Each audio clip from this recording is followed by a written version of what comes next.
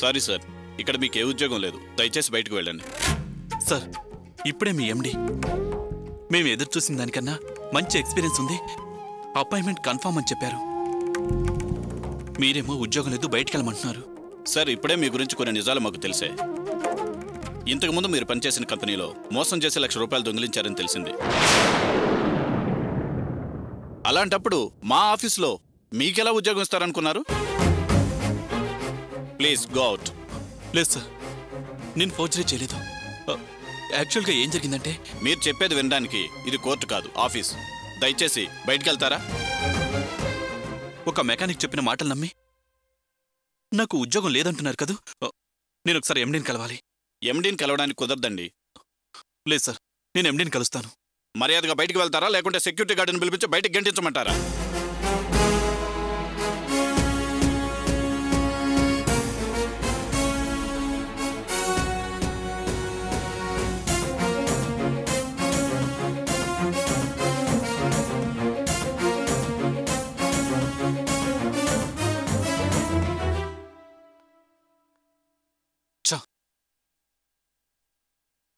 ఏది ఏమైనా మెకానిక్ గాడు ఇలాగే బయటికి రావాలి. రాని అడగాల్సిన 4 మాటలు అడగకుండా వదిలేదేదు. నా చెల్లెలి జీవితాన్ని పాడు చేసిందే కాక ఇప్పుడు నా జీవితాన్ని కూడా పాడు చేశాడు. రాస్కెల్. రాని వాడి పని చెప్తాను.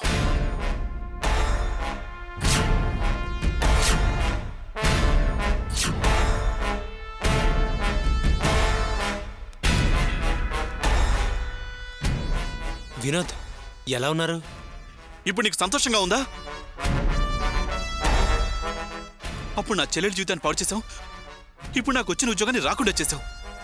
నువ్వింత నీచుడు అనుకోలేదు. మీరేం మాట్లాడుతున్నారో నాకు అర్థం కావట్లేదండి. నేను వచ్చి నువ్వేం చెప్పొద్దు. జరిగిందంతా మనసులో ఉంచుకొని నీ బుద్ధి చూపించావు కదరా. నా చెల్లెలి విషయంలో ఊరికే వదిలేను.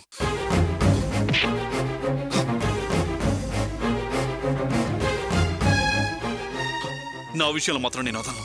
వినోద్, నన్ను మీరు తప్పుగా అర్థం చేసుకుంటున్నారు. నేను చెప్పేది కొంచెం ప్రశాంతంగా వినండి. నేను ఇక్కడికి ఏంటో నువ్వు చెప్పేది నేను వినేది? ఏమనుకుంటున్నావు నువ్వు? సార్, మిమ్మల్ని ఎండి గారు పిలుస్తున్నారు.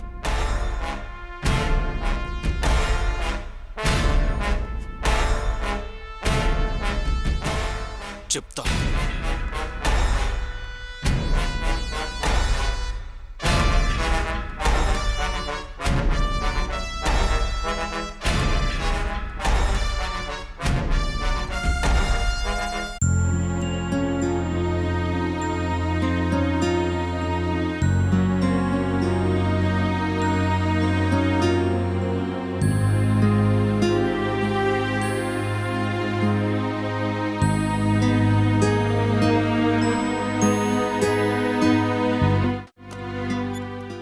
సార్, ఇలాగేనా సార్ మీరు ఆఫీస్ నడిపేది? ఈ కంపెనీకి ఎండి మీరా, లేకపోతే ఆ మెకానిక్ గాడా? ఈ ఉద్యోగానికి కావాల్సిన అర్హతలు నాకున్నాయని తెలుసు కూడా ఆ మెకానిక్ మాటలు విని పొమ్మంటారా? సార్, వాడొక ఫ్రాడ్ సార్. అతనికి మాకు మధ్యలో చాలా గొడవలున్నాయి. అవన్నీ మనసులో పెట్టుకొని నా గురించి మీతో ఏదో తప్పుగా చెప్పుంటాడు. అది తెలియక వాడు చెప్పిన మాటలు మీరు నమ్మారు.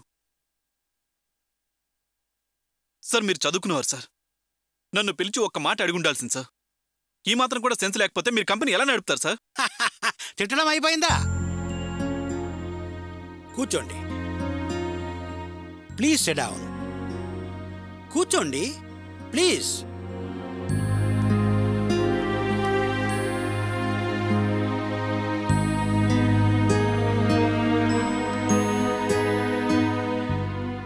మంచినీళ్ళు తాగండి.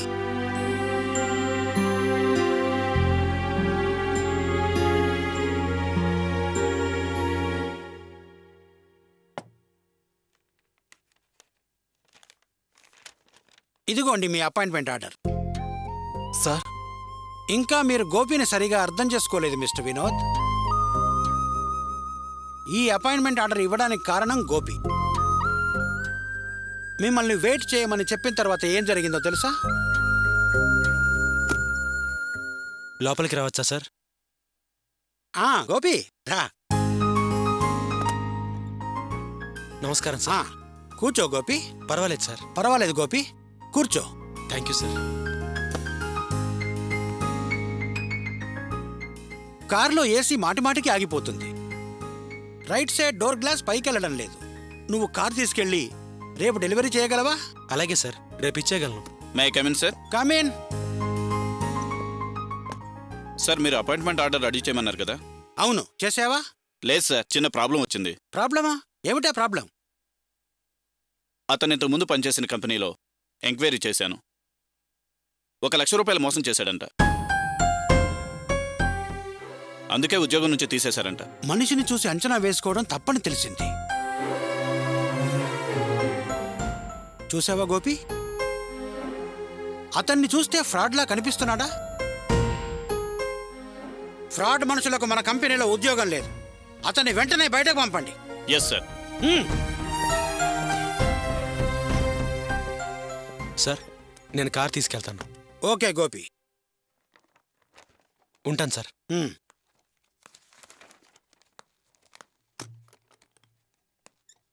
సారీ సార్, ఇక్కడ మీకు ఏ ఉద్యోగం లేదు. దయచేసి బయటకు వెళ్ళండి. సార్, ఇప్పుడే మీ ఎండి మేము ఎదురు చూసిన దానికన్నా మంచి ఎక్స్పీరియన్స్ ఉంది, అపాయింట్మెంట్ కన్ఫర్మ్ అని చెప్పారు.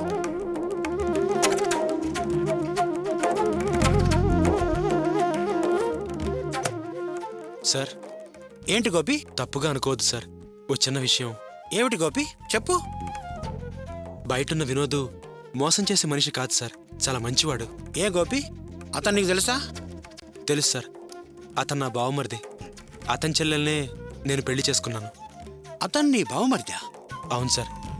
వినోద్ కంపెనీలో డబ్బులు తీసుకోవడానికి కారణం అతని చెల్లెలి పెళ్లి బాగా చేయాలని. అనుకోకుండా ఉన్న పళంగా మా అమ్మ 10 కాసుల బంగారం ఎక్కువ అడిగేసరికి ఏం చేయాలో తెలియక ఆ రోజు కంపెనీ డబ్బులు వాడేశాడు సార్. నిజానికి వినోద్ చాలా సిన్సియర్ సార్, అతను మోసం చేసే మనిషి కాదు. ఆ రకంగా అతను చేయడానికి కారణం మా అమ్మే సార్. అందుకని మీరేమీ అనుకోకుండా ఈ ఉద్యోగం వినోద్కి ఇవ్వండి సార్.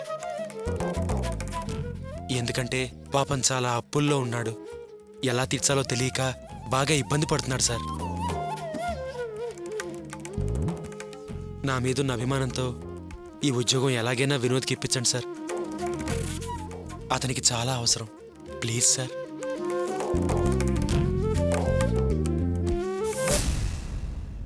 గోపి కాకుండా మరెవరు రికమెండ్ చేసినా ఈ ఉద్యోగం మీకు ఇచ్చేవాన్నే కాదు. ఏ, గోపి మాటకి ఎంత విలువ ఉంది అనుకుంటున్నారా? గోపి ఓ మామూలు మెకానికే. 10 సంవత్సరాలుగా నాకు తెలుసు. అతని మనస్సు చాలా మంచిది. తను చేసిన తప్పును ఇతరుల మీదకి నెట్టివేసే ఈ ప్రపంచంలో మీరు చేసిన తప్పుకి తన అమ్మే కారణమని చెప్పాడే, అంత గొప్ప మనసు ఎవరికుంటుంది చెప్పు? చూడండి వినోద్, మీ చెల్లెలు ఎంత అదృష్టవంతురాలో. గోపి ఆమెకు భర్తగా దొరికాడు.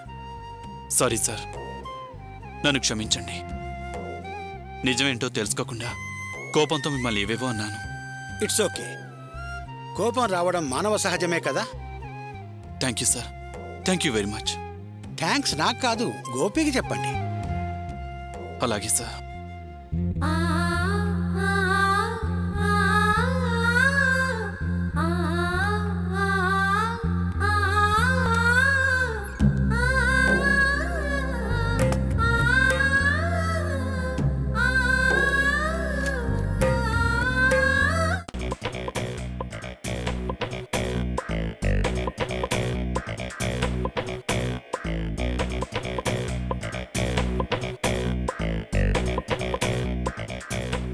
చేతులు దురద పుడితే డబ్బులొస్తాయి అంటారు. అబద్ధం. గోకి చర్మం ఊడి నెత్తులొస్తోంది కానీ చేతికి డబ్బులు రాట్లా. భగవంతుడా, ఎట్టా కొట్టాకు ఒక్క 100 రూపాయలు దొరికే ఏర్పాటు చేయి బాబు.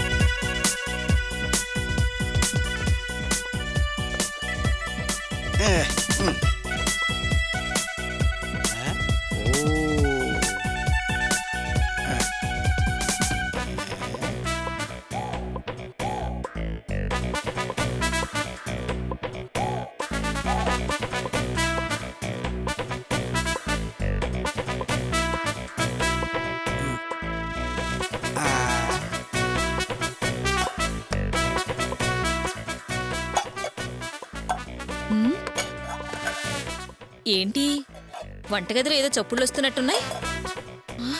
పిల్లిగాని దూరిందా ఏమిటి?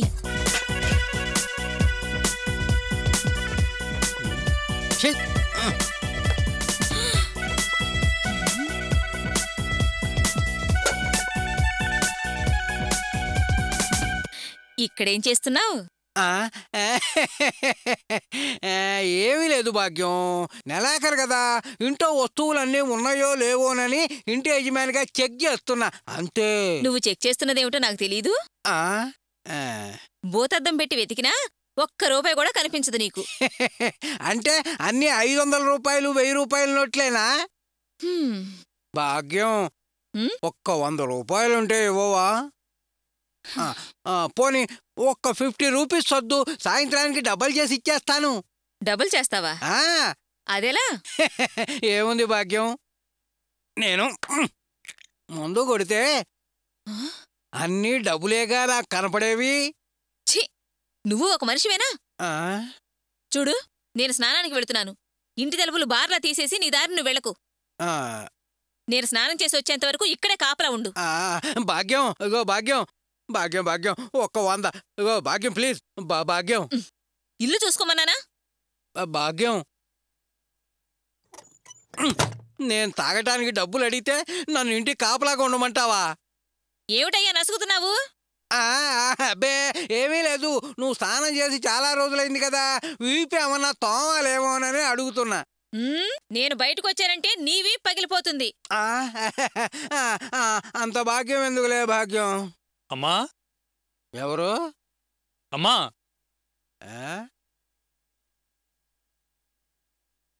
ఎవరు బాబు? నేనేనండి. ఏం కావాలి బాబు? అమ్మగారు లేరా అండి? 5.5 అడుగుల మొగాడిని ఎదురుకుండా ఉంటే 4.5 అడుగుల అమ్మ కావాలా? ఇంతకీ ఎవరినైనా నువ్వు? నేను వాసు ఫ్రెండ్ అండి. వాసుతో కలిసి పనిచేస్తాను. మా షాప్ యజమాని అమ్మగారిని చూసి రమ్మన్నారండి. షాపు యజమాని అమ్మగారిని చూసి రమ్మన్నాడా? ఎందుకుట? వాసు జీతం డబ్బులు ఇచ్చి రమ్మన్నారండి. ఏమైనా శాస్త్రం శాస్త్రమే, చేతదురద ఊరినే పోలేదు. అలాగా నాన్న, సరే ఆ జీతం డబ్బులు నాకు ఇచ్చెళ్ళు, నేను తీసుకెళ్ళి అమ్మగారికి ఇస్తాను. అవును, ఇంతకీ మీరెవరు? నేను వాసు తండ్రిని నాన్న. మీ పేరు రంగయ్య గారు కదూ? అవును నాన్న, నా పేరు కరెక్ట్గా తెలుసుకునే వచ్చావే. డబ్బు ఇచ్చి వెళ్ళు, అమ్మకు నేను ఇస్తా. డబ్బు ఎవరికైనా ఇమ్మన్నారు కానీ రంగయ్య గారికి ఇవ్వద్దన్నారండి. మన కీర్తి ప్రతిష్టలు అక్కడ దాకా వెళ్ళాయా? నేను అమ్మని చూసి ఆవిడకే డబ్బు ఇచ్చి వెళ్తాను సార్. అబ్బా రంగయ్య, చేతి దాకా వచ్చి నోటి దాకా రాకుండా పోతుంది. ఏదో ప్లాన్ వెయ్యి మరి. అమ్మ స్నానం చేస్తోంది నాన్న. పర్వాలేదు, ఆవిడ వచ్చే వరకు ఉండి డబ్బు ఇచ్చి మరీ వెళ్తాను. అబ్బో, చాలా నిక్కచ్చిగా ఉన్నావే. సరే ఉండు, అమ్మనే పిలుచుకొస్తాను. భాగ్యం, ఏమేమో భాగ్యం, భాగ్యం, నిన్నేనే భాగ్యం, భాగ్యం. ఏమిటయ్యా? ఏమీ లేదు, మన వాసు పనిచేసే షాపు నుంచి ఎవరో ఒక అతను వచ్చాడు. దేనికంట? అది మన వాసు ఖాళీ టిఫిన్లు అవి పంపించాడు. అవి తీసుకొని లోపల పెట్టొచ్చుగా. ఎలా పెట్టేది? నేను ఇమ్మని అడిగితే నా చేతికి ఇవ్వనంటున్నాడు. ఏమిటో నీ చేతిగా ఇస్తానని మొండికేస్తున్నాడు. అబ్బబ్బబ్బా, ఖాళీ టిఫిన్ బాక్స్ కూడా నన్ను నమ్మి నా చేతికి ఇవ్వకుండా నా పేరు అలా చెడగొట్టేశావు. ఇదిగో, నువ్వు ఒక మాట చెప్తే ఇస్తాట నాకు. సరే చెప్తానులే, పిలు. అలాగే పిలుస్తానుండు. బాబూ, ఇదిగో బాబు, ఇలా రా. అమ్మతో చెప్పాను నాకు ఇచ్చేళ్ళమంది. ఇదిగో, నమ్మకం లేకపోతే నువ్వే అడుగు. అమ్మా రంగయ్య గారి చేతికి ఇమ్మంటారా? ఆ ఆయన చేతికి ఇవ్వు బాబు, నేను తీసుకుంటానులే. సరేనమ్మా. ఏమిటి అలా చూస్తున్నావు? ఓ ఎక్కువగా ఆలోచిస్తున్నట్టున్నావే. సరే ఇక వెళ్ళు. అమ్మా ఇచ్చాను, జాగ్రత్తగా తీసుకోండి. సరే బాబు. సరేలేవా, నీ ఇస్తాలే, నువ్వు వెళ్ళు.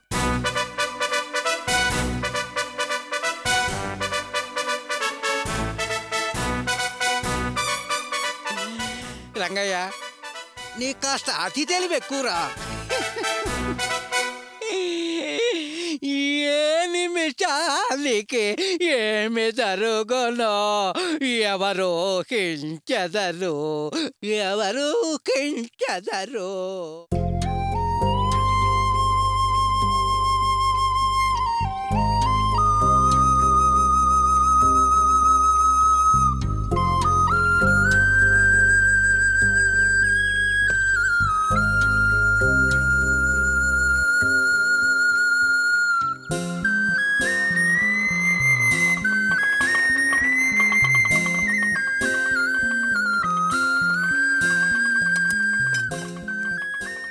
ఏంటి సార్ ఆటోలో వచ్చారు?